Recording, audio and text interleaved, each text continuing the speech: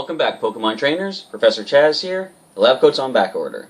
Now, this week what I'm going to do is talk about the convention that I went to over the past weekend called Animaritime. I know I said last week I was going to see if I can record a video of the Pokemon TCG online, see if I can line up the camera with the computer monitor and get some good footage that way. But I'd rather have some time to test that, and leading up to Animaritime weekend I really didn't have time because I was trying to fix up some costumes and make sure I had everything all packed and everything, so I'll try and do that for next week, and I give my word this time. I'll do what I can there. But for this week, I thought what I might do, although it's not really Pokemon related exclusively, I would like to give you sort of like, a little recap of the convention that I went to, Animaritime. And for anyone that might not have been to a convention, this is like more of an anime-themed convention, but there's others out there like sci-fi conventions and things like that. If you haven't been to a convention before, I can sort of, recap this one, give you an idea of what you might be expecting if you do ever get a chance to go. And I recommend you do if it's a convention based around a theme that you really like. For example, Animaritime, this here, it was in Fredericton, New Brunswick, this past weekend from June 26th to 28th.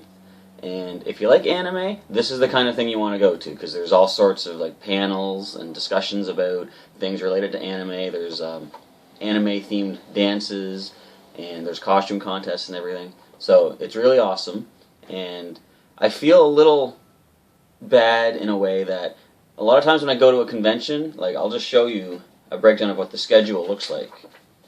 Now you can't read all this, of course, but if you can see this whole thing, this is like several rooms worth of events going on for the 3-day weekend. These are just like 2 of the days here, but there's so much going on. Usually when I go to an event, like a convention, it's not high on my list of priorities to go to all the events that the convention has to offer. I like to go to, hang out with friends and see all the cool costumes that people wear, get photos, and just kind of have like a nice weekend vacation away. So next time I go to a convention, I'm going to see if I can go to more of these events and give a little more insightful feedback and review of the event. So for this basically for this week here, my review is going to be about what I did attend, things that I did experience, and all the cool stuff that I picked up, because one of the nice things about these conventions, there is usually a vendor room. You can buy all sorts of awesome things. I'm going to show you those there. So, basic breakdown of the weekend. I got into town early on Friday, which is when the convention started, and you have to first go into your registration line. So most events will have like prepay tickets, like you can buy tickets online.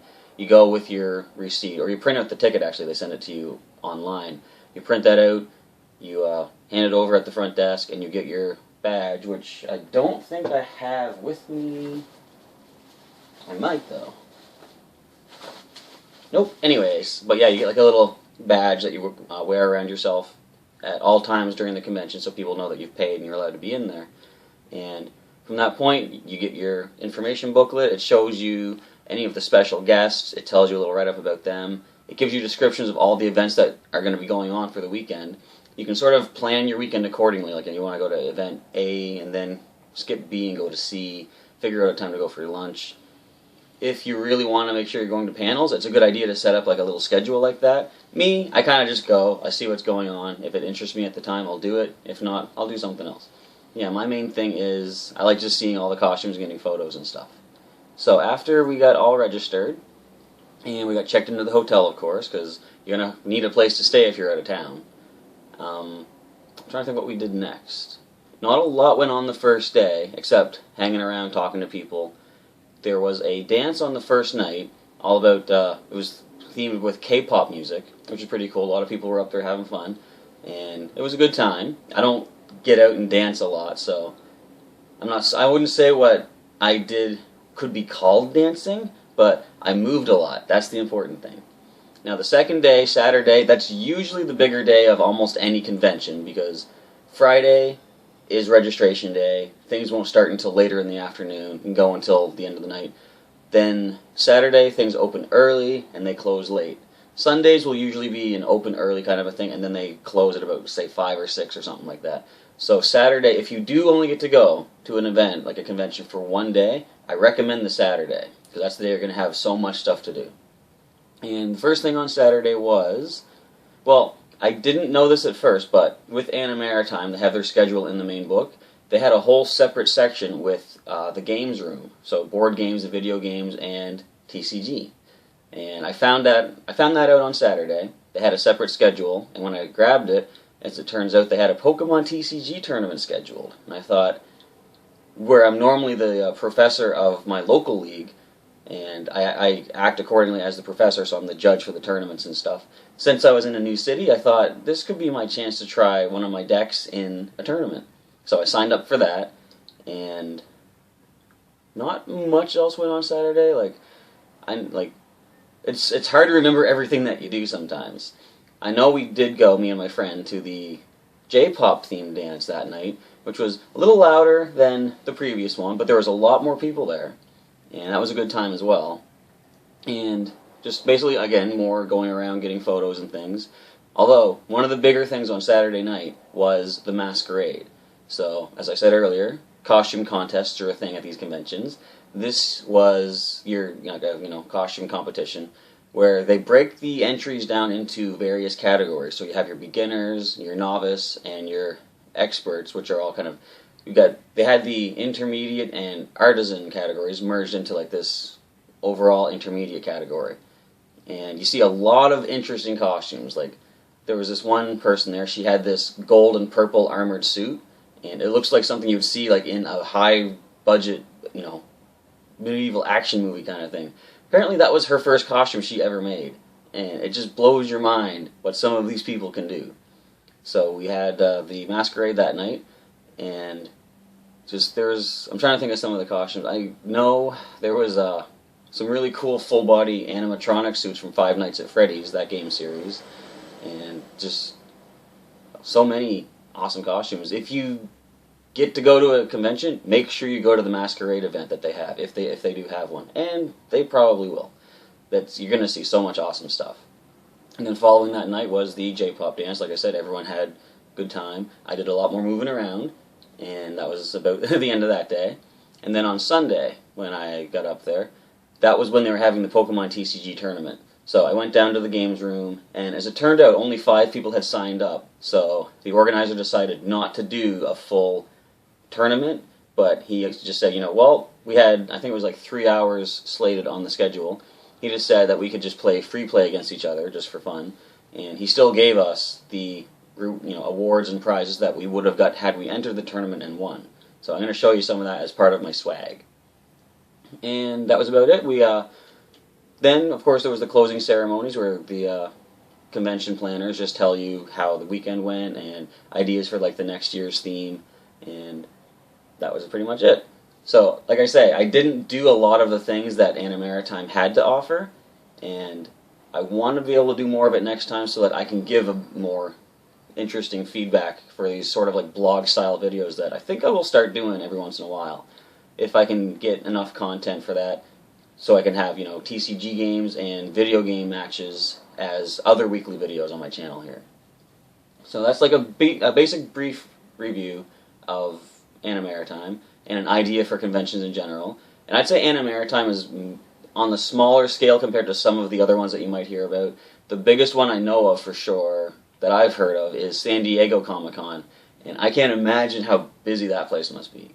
Like Animaritime was big for what it was, but San Diego Comic-Con has so much more space, and there's so many more people that go to that. So just look in your local area, see if there is any sort of convention going on, and if so, check it out. If not, as long as travel is not too much of a problem for you, expand your search. Like, see, local cities, like neighboring cities that might have an event like this going on.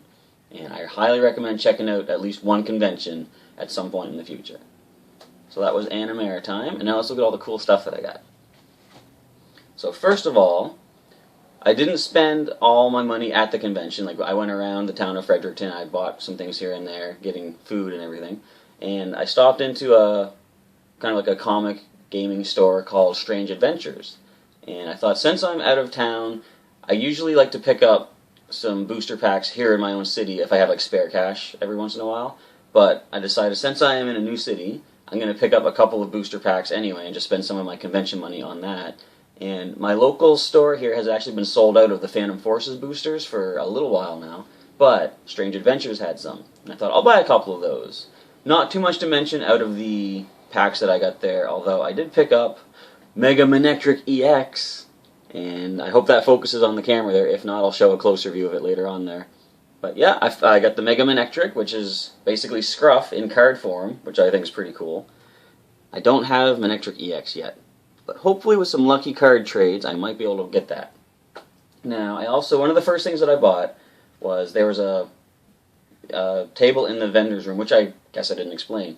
One of the rooms that almost every convention will have is an artist alley or vendor's room, sometimes combine the two, where either like a company, like a storefront, can buy like a table section to sell their wares, but you also have some like local artists who create their own things like independently, and they sell their stuff there too. So one of the places that I bought some things at were like some these pins.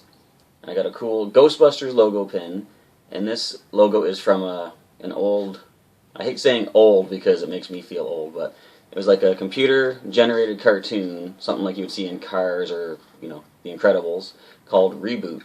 And this is one of the logos that this is the logo in Reboot. It's like a pin that they wear on their shirt, and they double tap. I keep dropping everything. They double tap their pin to reboot into a new character when they enter games. And I thought that was pretty cool. I've had a gold one for quite a long time. Right here. And this one here is actually... Stop falling, Scruff! That one there is when one of the evil viruses, although she's not really evil at the time, she kind of gives a little something something to one of the characters' reboot badges there. I'm trying to think, I think it's like a PID code they call it. So I picked up those badges there, and some friends of mine had a table that they were selling some things at.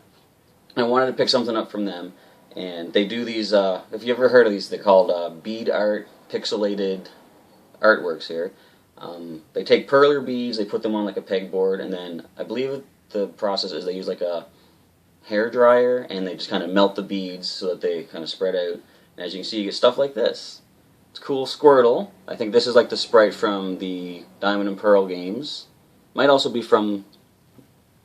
I'm going to mess this up. No, Fire Red, Leaf Green. I think I messed it up. Probably, okay, Heart Gold, Soul Silver, let's say. So I got a Squirtle to represent Shelbert. I got Pikachu to represent Pikachu. And they were offering me a little bit of a deal to save some money, so I decided to add a Pokeball to it as well.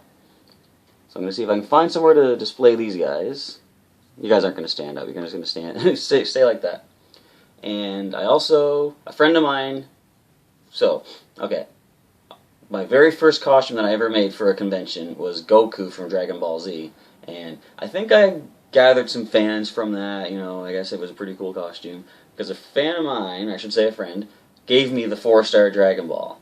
And she said, next time I'll get another one. So in like 6 more years, I'll have all 7 Dragon Balls if this trend continues. I thought that was very nice. And then the friend that I actually went to the convention with, she was picking up some things, and she got me this cute little sticker. Little Squirtle, Charmander, and Bulbasaur there. Look how happy they are.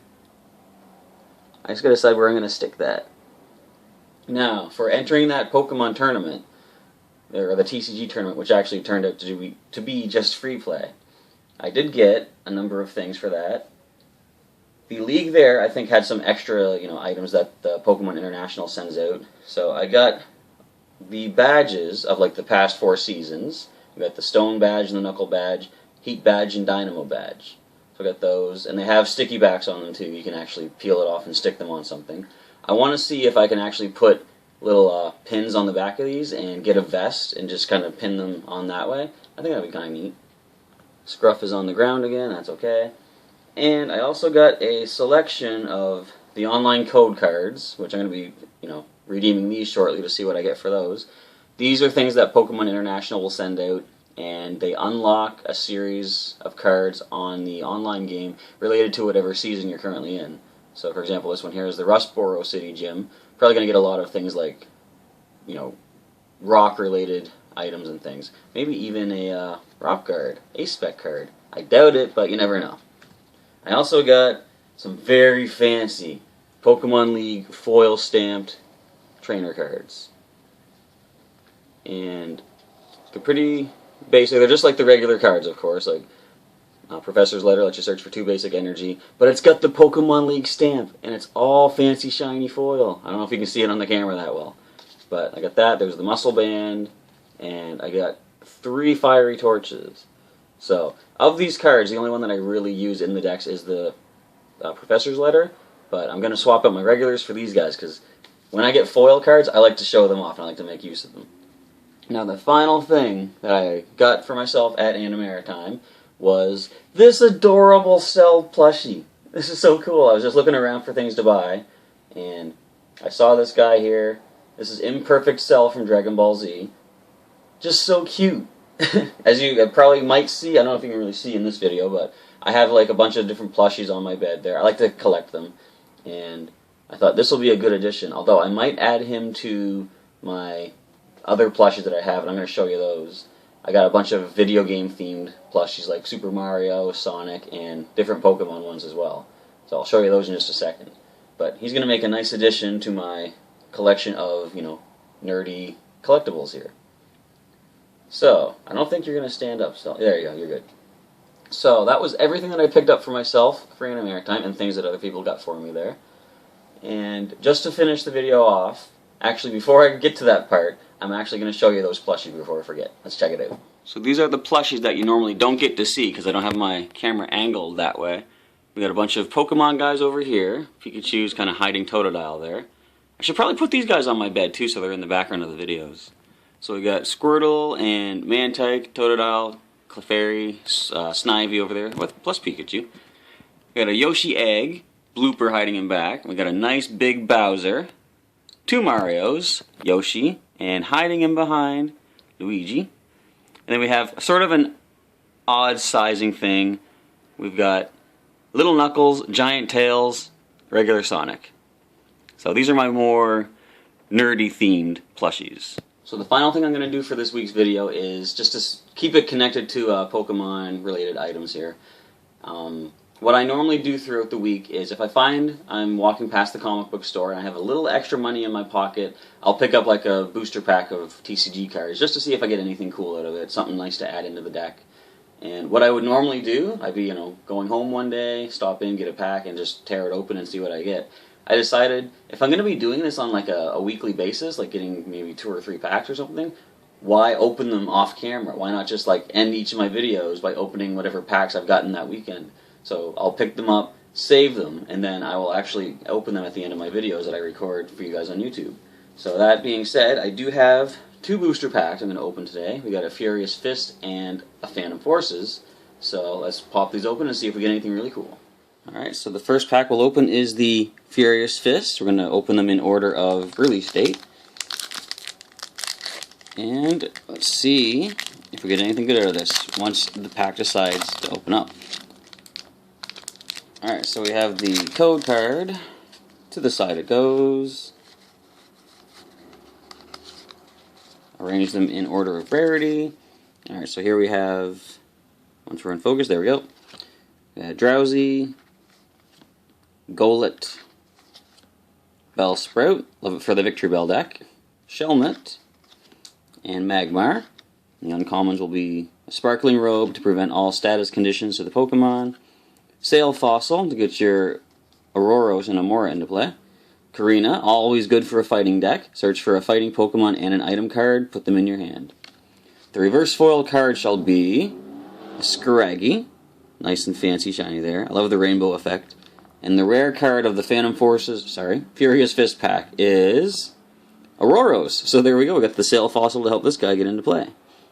Ice Shield is a nice ability too. Any damage done by an opponent's attack to each of your water Pokemon that has any water energy attached to it is reduced by 20. So, very good. If you had 4 of these on your bench, your water Pokemon active with the water energy is immediately damage reduced by 80. So not bad if you can get them into play. Now the final pack is Phantom Forces. We've got Diancie on the cover.